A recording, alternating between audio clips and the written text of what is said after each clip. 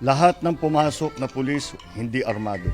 Hindi armado. Hindi armado. Hindi armado. Hindi armado. Hindi armado. Hindi armado. Hindi armado.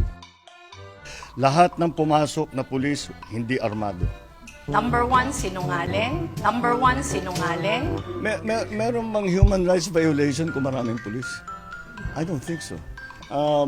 There's no... anyway, the reason we did this was so that we could maintain the peace. The only way to maintain the peace is to make sure that the area is safe and is secure.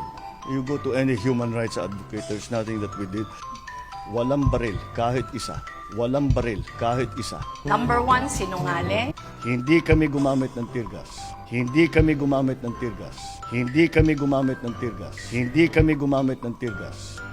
Number one, sinungaling. Wala kaming ginawang gano'n. So ano yung human rights violation?